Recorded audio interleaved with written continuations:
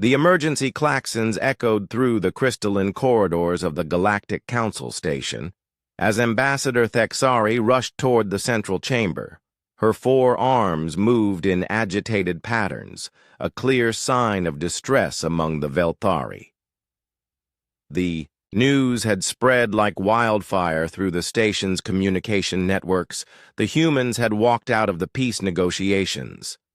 "This cannot be happening," she muttered in her native tongue, her translucent blue skin flickering with nervous energy. Patterns.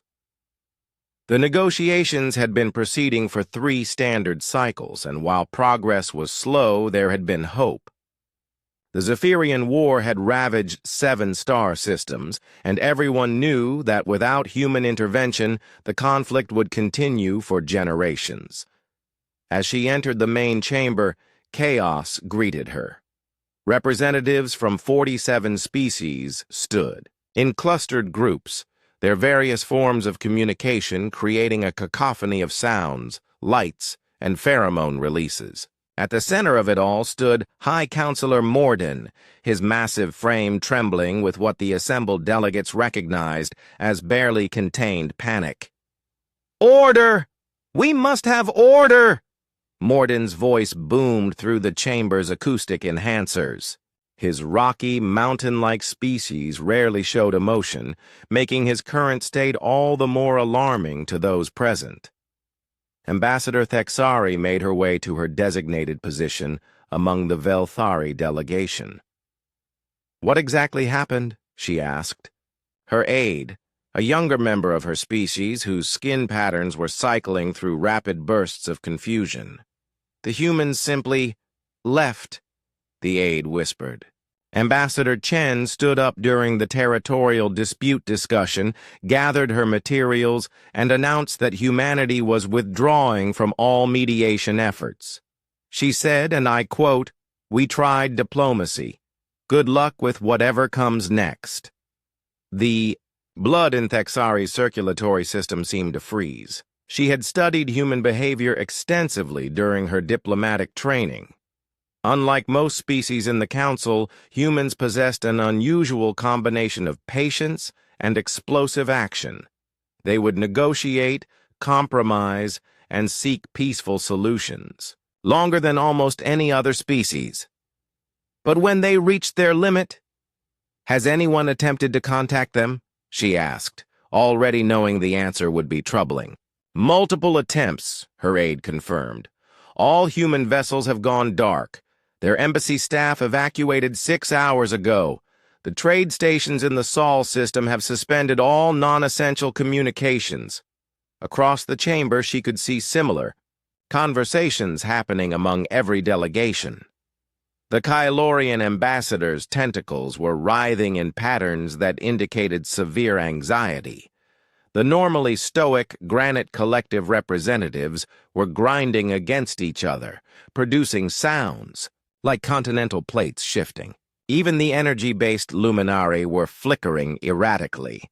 High Counselor Morden raised his massive arms for attention. "Fellow delegates, we must address the immediate implications of humanity's withdrawal. As you all know, human forces have been the primary peacekeeping presence in the disputed territories. Their fleet patrols have been the only thing preventing the Zephyrian conflict from expanding." A tremor of fear rippled through the assembled representatives. Everyone understood what this meant. The humans had been the galaxy's unofficial police force for nearly 2 centuries. Not through conquest or domination, but through a combination of superior military technology and an unusual willingness to intervene in conflicts that didn't directly affect them. Other species fought for resources, territory, or ideology. Humans fought for principles. Ambassador Kethvar of the Aquilian Federation stood, his feathers ruffling with agitation. Perhaps we underestimated their position on the mining rights issue. The humans seemed unusually invested in ensuring the Xerion colonies maintained autonomy. It wasn't about mining rights, interrupted Counselor Vosheim from the mechanical accord, his synthetic voice carrying unusual urgency. Analysis of human historical patterns suggests this withdrawal follows their species' documented behavior when they perceive fundamental violations of their ethical frameworks. Thexari felt her skin patterns shift to deep purple, the Velthari equivalent of dawning horror. She had spent decades studying human psychology, and Vosheim was correct. Humans had a peculiar trait among galactic species. They possessed what they called deal breakers.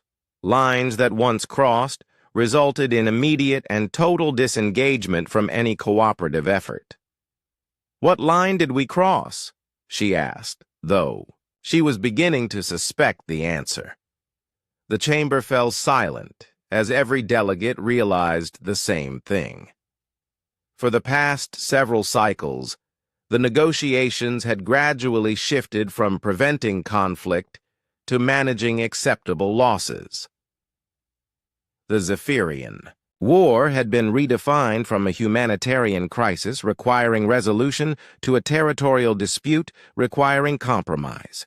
Somewhere in the process, the Council had begun discussing which civilian populations could be considered acceptable casualties in a peace agreement. High Counselor Morden's voice carried a note of desperation. "We must contact Earth immediately. Surely they can be reasoned with. The economic implications alone." "You don't understand," Thexari said quietly, her words somehow carrying across the chamber despite her soft tone. "When humans say they're done, they mean it absolutely. There will be no negotiations, no compromise, no second chances. We just told them we consider civilian deaths an acceptable price for political convenience." The reality of their situation began to sink in across the chamber. Without human intervention, the Zephyrian War would expand. Without human trade networks, 17 species would face economic collapse within a standard year. Without human exploration and colonization efforts, the galaxy's expansion would slow to a crawl. But more immediately terrifying was the question that no one wanted to voice. If humans were no longer interested in maintaining galactic peace through diplomacy, what would they do instead? Ambassador Thexari looked around the chamber at her fellow delegates, noting the fear in every face, energy pattern, and pheromone signature. They had all grown comfortable with human protection, human intervention, human willingness to absorb costs for the greater good. None of them had seriously considered what the galaxy might look like if humanity simply stopped caring about anyone else's problems. The silence stretched until High Counselor Morden spoke again, his voice barely above a whisper. "What do we do now?" No one had an answer. In the depths of space, human vessels continued their journey. Home, leaving behind a galaxy that was about to remember why peace was precious and why some species were irreplaceable once you lost their trust.